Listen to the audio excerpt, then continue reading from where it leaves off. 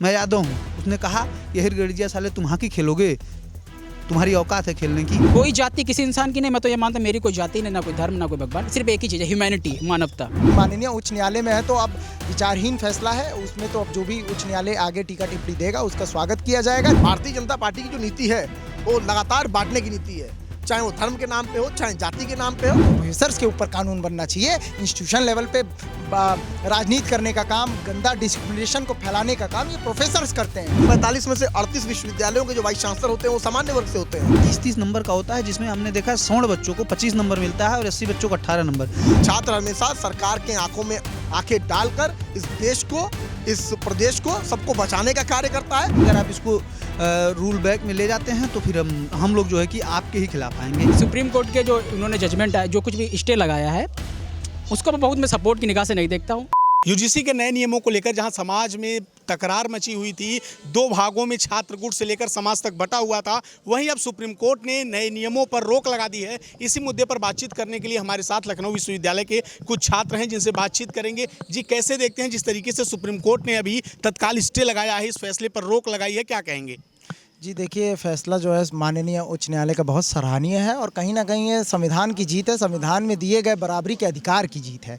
और जो है कि इसको लेके अभी माननीय उच्च न्यायालय ने जो है कि अभी माननीय सर्वोच्च न्यायालय ने जो है सुप्रीम कोर्ट ने जो है केंद्र को एक नोटिस भी दिया हुआ है कि इस मामले में जो है जो मार्च में अब पुनः जो भी फैसला रहेगा। लेकिन जो मैं कहना चाहता हूँ कि लड़ाई हमारी अभी यहाँ रुकी नहीं है, हम लोग निरंतर अभी लड़ेंगे। लेकिन हाँ, आंदोलन जो है वो अभी व्यापक रूप से हम लोग का शांत हो गया है और रहेगा जब तक मार्च में माननीय सर्वोच्च न्यायालय इस पे कुछ और टीका टिप्पणी या कुछ और फैसला नहीं सुनाता है। हाल फिलहाल हम लोग का जो अभी रूपरेखा रहेगा वो कैंपस में छात्रों को जागरूक करने का रहेगा। कैंपस में, क्योंकि छात्र हैं हम लोग, सब समाज के लोग हैं, एक समाज के, हम बगल में कौन खड़ा है, SC है, ST है, OBC है, कुछ नहीं पता, क्योंकि हम छात्रों की एक कौम है। छात्र एकजुटता का प्रतीक है, मैं तो ये मानता हूँ। तो एकजुटता का प्रतीक है, तो इसमें कई हमारे भाई समर्थन OBC वर्ग के भी दिए, कई हमारे भाई SC ST भी हैं, उन्होंने भी समर्थन दिया। तो कहीं ना कहीं ये जो है कि माननीय उच्च न्यायालय में है तो अब विचारहीन फैसला है, उसमें तो अब जो भी उच्च न्यायालय आगे टीका टिप्पणी देगा उसका स्वागत किया जाएगा, जैसा भी रहेगा। और हमारी जो मांग है मूलतः, जैसा कि मैंने बताया कि इसमें प्रावधान जो लाया जाए वो पेनल्टी को लेके स्ट्रिक्ट प्रावधान लाया जाए कि फॉल्स एलिगेशन या कोई भी जो है कि रोष में आके कंप्लेन कर दे, कोई लड़ाई झगड़ा हो रहा है उस रोष में कंप्लेन कर दे, तो ये कहीं ना कहीं बहुत नुकसानदायक रहेगा स्वर्ण छात्रों के लिए। क्योंकि भाई सारे वर्ग तो उसमें सम्मिलित है, स्वर्ण को छोड़ के एक तरीके से देखा जाए तो कहीं ना कहीं बहुत नुकसान रहेगा। उसमें एक पेनल्टी का प्रावधान होना चाहिए कि भाई अगर गलत कंप्लेन करेंगे तो उन पे भी कठोर कार्रवाई होगी। अगर कन्विक्शन सही पाया जाता है तब नहीं होगी, गलत पाया जाता है तो कठोर कार्रवाई। एक इसके साथ ये सवाल भी उठ रहा था ना कि यूनिवर्सिटी में जिस तरीके से भेदभाव के मामले बढ़ रहे थे, इनमें जो लगातार बढ़ोतरी हो रही थी, उनकी रोक के लिए ये लाया गया था। जी बिल्कुल, हमने क्या कहा, हमने कहा ये फैसला जो कमेटी है ये वेलकमिंग है, लेकिन कुछ अमेंडमेंट के बाद ये हार्ड वेलकमिंग रहेगा हमारी तरफ से, बाय हार्ट हम इसको वेलकम करेंगे। अभी वेलकमिंग है और ऐसा नहीं है कि डिस्क्रिमिनेशन कैंपस में नहीं होता, बिल्कुल होता है। तमाम अभी इतिहास से अभी तक के जो हाल में भी मामले हुए, तमाम चीज़ें हुई हैं, देखा गया है। और ऐसा नहीं है कि जो है कि कैंपस में हम बिल्कुल कहें कि कैंपस में डिस्क्रिमिनेशन मुक्त कैंपस है इंडिया में, ऐसा नहीं है। बहुत गली गुरबे में कॉलेज है, वहाँ होता होगा, हो सकता है उनकी आवाज़ जो है मेन स्ट्रीम मीडिया में ना दिखती हो। ये तो बड़ा विश्वविद्यालय, यहाँ आदमी दिख जा रहा है। हो सकता है बलिया का कोई बलिया के जिला में कोई कॉलेज हो, वहाँ डिस्क्रिमिनेशन हो रहा है, लेकिन ये डिस्क्रिमिनेशन छात्र नहीं करते हैं। अधिकतर डिस्क्रिमिनेशन कैंपस में प्रोफेसर्स करते हैं। इंस्टीट्यूशन का इतिहास उठा के देख लीजिए आपको अधिकतर डिस्क्रिमिनेशन जात के आधार पे जो नंबर देने का काम है वो प्रोफेसर करेंगे। छात्रों को 10 चक्कर करवाने का, घुमाने का काम जो है प्रोफेसर करेंगे। छात्रों को हॉस्टल अलॉट लेट करने का काम या ना करने का काम प्रोफेसर करेंगे। और ये छात्रों को मैं इसलिए कह रहा हूँ क्योंकि इसमें कोई विशेष वर्ग जो है कि वो प्रोफेसर कुछ अपने में देखते होंगे, लेकिन आमतौर पर हम छात्र के तौर पर वो सब चीज़ें नहीं देखते। क्योंकि जैसा कि छात्रावास में हम लोग रहते तो हमारे बगल में SC ST OBC, हमको उससे कोई मतलब नहीं है। वो बनाता है हम खाते हैं, हम बनाते हैं वो खाते हैं। हम लोग बहुत एकजुटता के साथ किसी भी कैंपस के मुद्दे की लड़ाई में मुखरता से रहते हैं। तो कहीं ना कहीं ये प्रोफेसर्स के ऊपर कानून बनना चाहिए। इंस्टीट्यूशन लेवल पे राजनीति करने का काम, गंदा डिस्क्रिमिनेशन को फैलाने का काम ये प्रोफेसर्स करते हैं, छात्र नहीं करते। छात्र ना किए हैं, ना करेंगे और ना कभी आगे होगा। ये प्रोफेसर्स का, उन पे कठोर कार्रवाई करिए। भाई NFS कौन कर रहा है, इंटरव्यू में कौन बैठ रहा है, प्रोफेसर बैठ रहा है। तो जात के आधार पर अगर आप NFS कर रहे हैं तो सवाल प्रोफेसर से होगा ना, छात्र से थोड़ी होगा। तो कमेटी छात्र को टारगेट कर रही है। मैं कह रहा हूँ कमेटी अगर करे तो इसमें प्रावधान लाइए, प्रोफेसर्स को आप घेरिए, स्वर्ण प्रोफेसर हो चाहे जो भी प्रोफेसर हो, मैं कह रहा हूँ किसी भी छात्र के साथ अन्याय होता है। जाति बात की बात है, छोड़िए जाति, हम छात्र हैं, हमारी एक कौम है, एकजुटता। अगर आपके साथ भी कल को कोई अन्याय हो रहा है इंटरव्यू में, तो उस अन्याय के खिलाफ भी हम बोलेंगे। तो कहीं ना कहीं इस चीज़ को संशोधित करते हुए जो है कुछ काम करे और कुछ मजबूती से जो है कि इसमें संशोधन हो।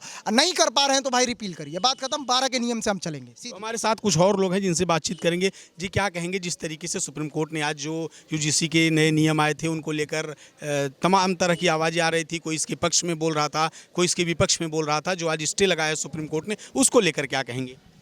देखिए, सुप्रीम कोर्ट में जो आज यूजीसी पे सुनवाई हुई, जो एक्शन दिखा छात्रों का, उसी का रिएक्शन सुप्रीम कोर्ट ने दिया और इसको रीडिफाइन करेगी सुप्रीम कोर्ट। मैं चाहता हूँ और ढंग से करे, क्योंकि यूजीसी की जो गाइडलाइन बनाई गई उसमें यूजीसी ने भी नहीं सोचा होगा कि छात्रों का इस लेवल पे आक्रोश देखने को मिलेगा।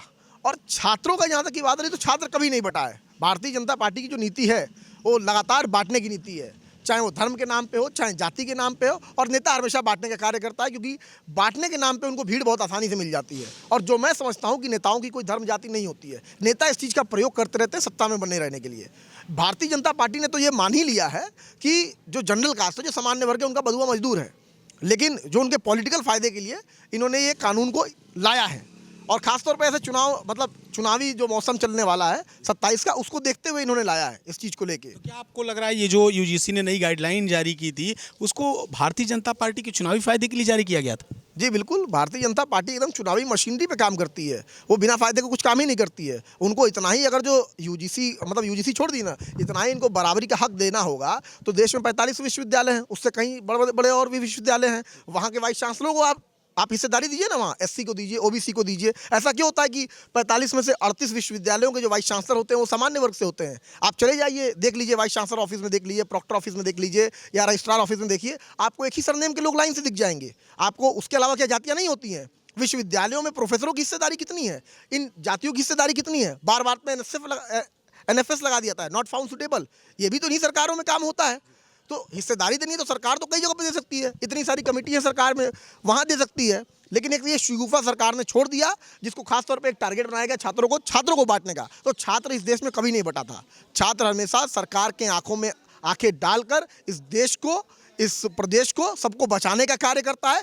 छात्र एक रह के जो देश के हित है उनके पे कार्य करने का काम करता है। तो छात्र कभी नहीं बटेगा। ये विश्वविद्यालयों में अगर जो भारतीय जनता पार्टी की थोड़ी भी ये सोच रही हो कि हम छात्रों को बांट लेंगे, तो ये बेवकूफ़ी है। छात्र हमेशा से एक रहा है, नेक रहा है। हमारे साथ कुछ और छात्र हैं, बात करेंगे। जी, जो यूजीसी के नए नियम आए थे उनको लेकर कहा जा रहा था कि इससे विश्वविद्यालयों में भेदभाव बढ़ेगा। भले ही उसको भेदभाव रोकने के लिए लाया गया है, लेकिन ज़मीनी स्तर पर विश्वविद्यालयों में उस नियम से भेदभाव बढ़ता, और आज सुप्रीम कोर्ट ने उस पर स्टे लगा दिया। क्या कहेंगे? देखिए, अभी सुप्रीम कोर्ट ने स्टे लगाया है, लेकिन हम ये नहीं चाहते हैं कि आगे आने वाली सुनवाई में इस बिल को वापस लेने या जैसे खारिज करने जैसे काम करे सुप्रीम कोर्ट, क्योंकि ये बिल की आवश्यकता थी हमारे विश्वविद्यालयों में। ये अभी इससे पहले भाई साहब बोल रहे थे, मैं सुना हूँ, आपके बगल में खड़ा था, मैं सुन रहा था। उन्होंने कहा कि न कभी हुआ है न कभी होगा। पहला गलत कि कभी हुआ नहीं है, वो बोल के गए गलत कि हुआ नहीं है। ये आप भी देख रहे हैं, सब देख रहे हैं, हो रहा है। और डाटा हमेशा बता रहा है कि लगातार ये बढ़ता जा रहा है। 118% बढ़ा है पिछले 2 सालों में। आपने डाटा देखा, तो वो गलत बोल के गए कि न हुआ है न होगा।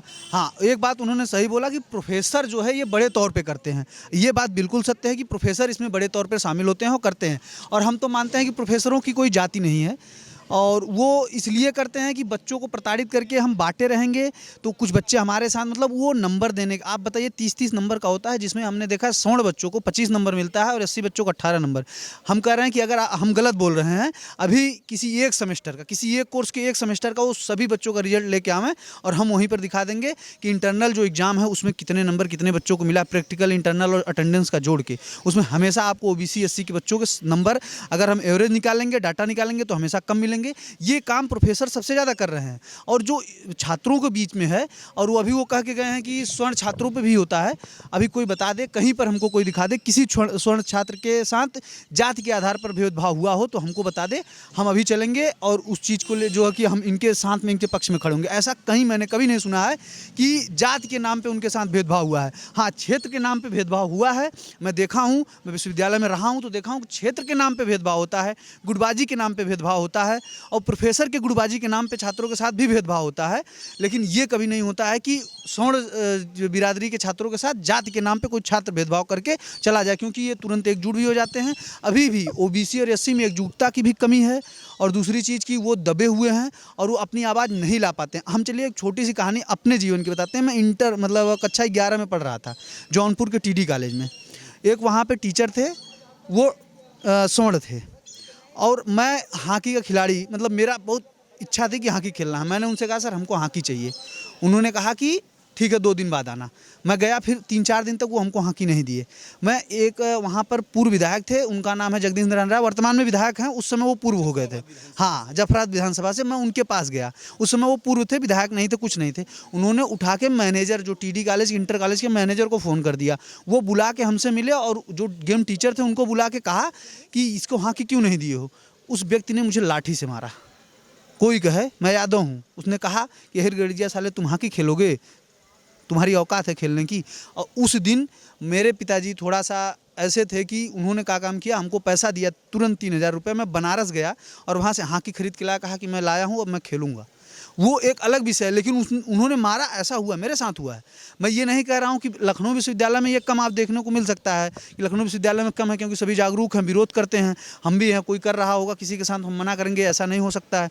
लेकिन जो छोटे कॉलेज, डिग्री कॉलेज हैं, यानी जो दूर दराज के इलाकों में हैं, जहाँ पर मीडिया नहीं पहुँच पाती है, जहाँ पर लोग नहीं होते हैं, वहाँ पर ये बहुत बड़े स्तर पर होता है। प्रोफेसर सीधे गाली, जाति सूचक शब्दों से गाली देते हैं, कहते हैं। क्या लगता है जिस तरीके से अभी सुप्रीम कोर्ट ने स्टे लगाया है, उस फैसले को कैसे देखते हैं? सुप्रीम कोर्ट ने कहा कि स्पष्ट नहीं है, तो सुप्रीम कोर्ट बता दे। हाँ, तत्काल के लिए उन्होंने स्टे लगाया, और ये बात टिप्पणी उनकी है कि स्पष्ट नहीं है। तो ठीक है, स्पष्ट क्या करना है आप उस पर गाइडलाइन बना दीजिए, स्पष्ट तरीके से आ जाए। लेकिन अगर आप इसको रूल बैक में ले जाते हैं तो फिर हम लोग जो है कि आपके ही खिलाफ आएंगे।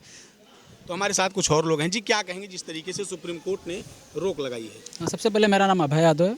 उससे पहले जो पिछले भाई मुझसे बात कर रहे थे, आपसे बात कर रहे थे, काफ़ी बात उन्होंने ठीक कही।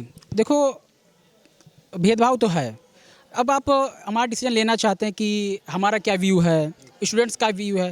देखिए, मैं तो सपोर्ट में था यूजीसी को लेकर, क्योंकि मेरा ये मानना है, कुछ लोग बोलते हैं भाई न्यूट्रल में रहो। भाई न्यूट्रल नाम की कोई चीज़ होती नहीं है पॉलिसी मेकिंग में। या तो आप क्रिटिसाइज करो, या तो आप उस पर मांग करो, या बिल करो, सपोर्ट करो। न्यूट्रल 2 ही जगह काम आता है। केमिस्ट्री की रिएक्शन में उदासीन अभिक्रिया होती है, आप सभी ने पढ़ा होगा। एक न्यूट्रल हमारी गाड़ी में होता है, गियर, उसी में काम आता है।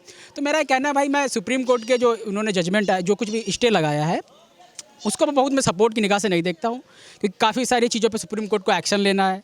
उमर खालिद के एक्शन में, सोनम वांगचुक को लेकर, रोहित वेमुला पर भी सुप्रीम कोर्ट इतना कुछ नहीं बोला था, ठीक है। और इतना क्या है उसमें कुछ, अब आपने जैसे बोला कि गाइडलाइन आ गई, स्टे लगा दिया, लोगों में उत्साह का माहौल है कि ठीक है, जिस और लोग तो ये लगा रहे स्टेटस की जिस और जवानी चलती है उस और जमाना चलता है, ठीक है भाई। लेकिन एक्चुअल में क्या हो रहा है कि कोई सोच रहा है क्या कि एक्चुअल में सही मुद्दे भटकाए जा रहे हैं? किसी ने सोचा क्या? यूजीसी है, यूजीसी कोई कहता है ख़त्म हो रहा है, यूजीसी के अंडर आते हैं एनटीए भी, एनसेट भी आता है, अलग बॉडी है, ठीक है। यूजीसी ने क्या अपनी चीज़ें सही ढंग से लागू कर पाई हैं? कोई उस पर काम क्यों नहीं करता? मैं लखनऊ यूनिवर्सिटी में यहीं पढ़ रहा हूँ, एनईपी का क्या हाल है? किसी को यही नहीं पता कि 4 साल में बीए है कि 3 साल में बीए है, चौथा साल है, उसका करना क्या है, उसका यूज़ क्या है? कोई स्किल बेस्ड प्रोग्राम ही नहीं है। तो यूजीसी अपने ही काम ढंग के करा ले। जो लोग यूजीसी के इस नए नियमों के विरोध में थे, उनका ये कहना था कि इससे विश्वविद्यालयों में या फिर जो यूनिवर्सिटीज़ हैं वहाँ भेदभाव बढ़ेंगे और छात्रों के बीच मनमुटाव होगा। हाँ, इस पर भी मैं आता हूँ। सब बोल रहे थे कि मैं बोल रहा था कि इसमें भेदभाव, मिसयूज का चांस है। सबसे बड़ा कॉज उसमें जो देखा था, मैंने दोनों पे बोला था, प्रॉज और कॉन्स मैंने दोनों देखे थे। तो कॉन्स था कि मिसयूज पे था। भाई आपको उस पर गाइडलाइन बनानी चाहिए थी, आपको उस पर फाइन रखना चाहिए था। अब जुर्माना रखते, जेल कराते, कुछ भी करते, कुछ मतलब 2-3 कमेटी में सुधार करते कि थोड़ा बारीक से जांच होनी चाहिए, 2-3 क्लॉज बना के बना सकते थे आप। आपको चूरा नहीं देना था ना कि आप थोड़ा 10-12 दिन इसमें भटकेगा लोगों का ध्यान, चलो इस पर लड़ो, 90% वाले 10% से लड़ो, इसी जाति आजाति में करते रहो, असली मुद्दे भटका दो, है कि नहीं? आप एजुकेशन पे सिंपल सा काम है, गवर्नमेंट और सुप्रीम कोर्ट में दोनों से मतलब कोई ज़्यादा उम्मीद नहीं रखता। सारी पार्टियों को भी क्रिटिसाइज करता हूँ, किसी एक पार्टी से मेरा नाता नहीं था। बीजेपी भी धर्म पे खेलती है, अब जाति पर ओबीसी पे खेल रहे हैं। अपकमिंग इनका जो कार्ड सेंसस आने वाला उस पर भी खेलेंगे। और समाजवादी पार्टी वो भी जाति चिल्लाते रहते हैं। कांग्रेस पार्टी है वो तो उनका काफ़ी मानता, जो लोग कह रहे हैं इस बार विपक्ष मजबूत है, मैं तो मानता ही नहीं विपक्ष मजबूत है। भाई मुझे तो ढंग के मुद्दे पर बात कर लो। वो नेहरू क्रिटिसाइज करने में लगे थे, ये नेहरू टोपी बचाने में लगे रहते हैं, समझ रहे हैं आप? तो कोई भी मतलब एक्चुअल में जेन्युइन मुद्दों की बात ही नहीं करना चाहता है। सबको अपनी अपनी, एक तो हम लोगों को ये सिखा दिया, मैं बोलना चाहता हूँ, कमाल की बात है कि सेल्फ इंटरेस्ट पैदाइशी हम लोग में भरा। जैसे मैं यादव हूँ तो लगता है यार अखिलेश को सपोर्ट करना है। अब नोटा वोटा कोई एक्चुअल में होता नहीं है कुछ, नोटा से कोई बन जाता है कुछ क्या? न्यूट्रल से कुछ हो जाता है कि आपको सपोर्ट ही करना पड़ता है। अभी आप मजबूरी है, एक तरीके से कह लो मजबूरी है। मतलब कोई जाति किसी इंसान की नहीं, मैं तो ये मानता हूँ मेरी कोई जाति नहीं, ना कोई धर्म, ना कोई भगवान, सिर्फ एक ही चीज़ है, ह्यूमैनिटी, मानवता। उस पर क्या कहते हैं, नेता वेता को तो कुछ नहीं, उनको तो प्रोपेगेंडा फैलाना ही है। और सुप्रीम कोर्ट का जो आया स्टे आया, मैं उस पर कुछ नहीं कहना चाहूँगा। मतलब मैं उस पर भी क्रिटिसाइज करता हूँ। सुप्रीम कोर्ट अगर ये दे भी रहा तो उस पर स्टे लगा रहा तो उस पर बता दे अपने क्लॉज कि मिसयूज़ उसका हो रहा है, उस पर क्या करना है, उसमें जो 3 चीज़ें जो कुछ जोड़नी चाहिए तो उस पर भाई बना दो। आपको एक्शन है तुरंत कर दो। 5 करोड़ केसेस पेंडिंग पड़े जो अच्छे अच्छे केस होते हैं, रेप हो जाता है, सोनम वांगचुक जी हमारे उसमें जेल में, उस पर आप एक्शन ही नहीं ले रहे हो। यूजीसी में 10-12 दिन दंगा काट दिया, उस पर आप फटाक से अंदर स्टे लगा दिया, हमारे उत्साह का माहौल आ गया। भाई ये कौन सी बात हुई? तो आपने देखा है हमारे साथ लखनऊ विश्वविद्यालय के छात्र थे जिन्होंने सुप्रीम कोर्ट द्वारा यूजीसी द्वारा लाए गए नए नियमों को लेकर जो स्टे दिया है उस पर अपनी राय रखी। लखनऊ से सहयोगी शिवांशु के साथ शिवेश मिश्रा, फिल्म टेक्स।